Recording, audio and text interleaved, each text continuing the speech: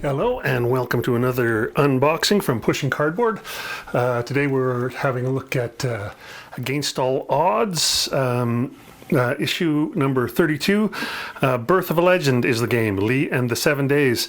That's the reason I decided to check out this particular issue. I was interested in this game, and I've always liked the stuff I've got from Against the Odds, so let's have a look. It's your standard Against the Odds plastic pack, kind of like a mini version of the old SPI games.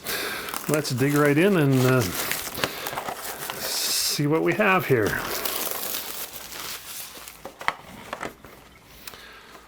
Okay, plastic pack as usual. Take the top off. There's always a sort of a sleeve that goes over the back, so that gives the on the shelf, it gives the game a bit of a look, and it lets you have a look. It's rated medium complexity, low solitaire suitability, but that's to be expected, I suppose. This is a game by Mike Rinella, who also did Not War But Murder, and I've really liked that game, so that's why I decided to check out this one as well. Here's the rule book, or the magazine, I should say, not the rule book. This is the magazine.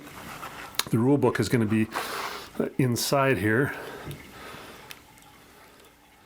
Here we go. The rule book takes up 16 pages inside. Pretty standard rule book. ATO makes good looking rule books, no doubt about that.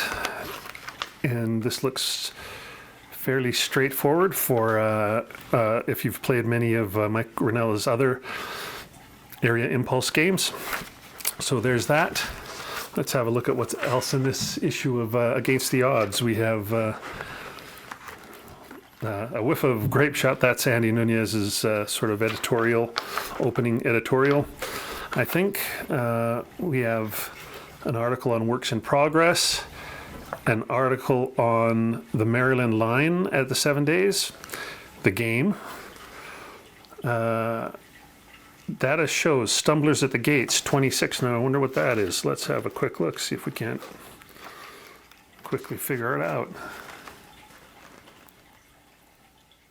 It's an article on failed attacks on capital cities. Okay, well, we're going to see, that'll be an interesting article. Simulation Corner, War Games as Historical Laboratory, an op-ed on Tralfamadore at War, Tunnel Vision as military history, so that's going to be another opinion piece. Fifth Columnist, 7 Days Book Review by John D. Burt.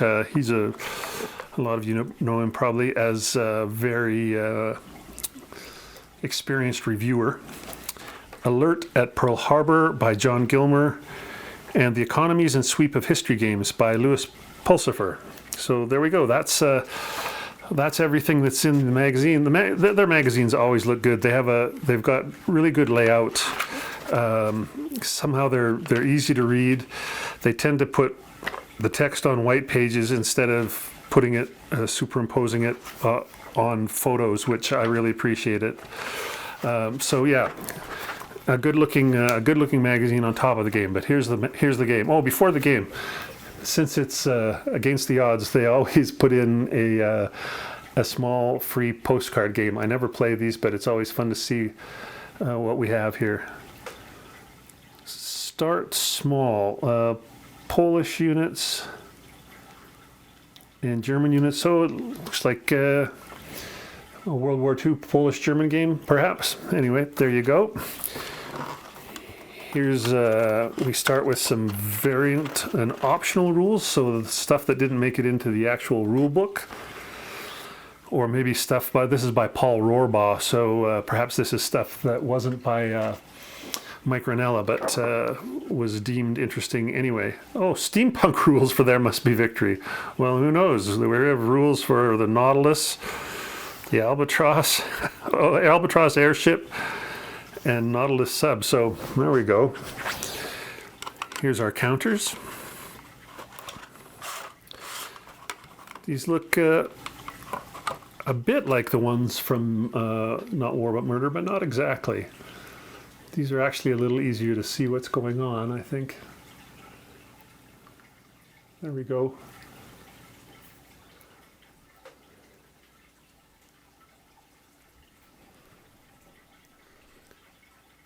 Ewell, Johnson, Jackson, Whiting, Winder, Richardson, Sumner, Keys, Couch, Peck, Kearney. Oh, there we go. Here's the backside.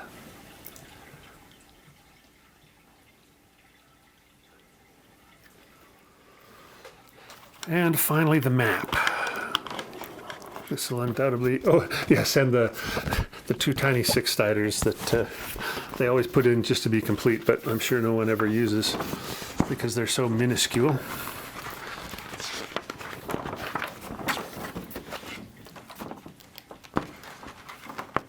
Now the one thing I didn't like about Not War But Murder was I didn't like the map that much because the divisions between the areas were much harder to make out than the roads and the water. This map looks slightly better in that respect, but it's still, the faintest boundaries are these boundaries that designate the areas, and the roads still stand out and the rivers really stand out. So I think this is a small improvement, but not a huge improvement.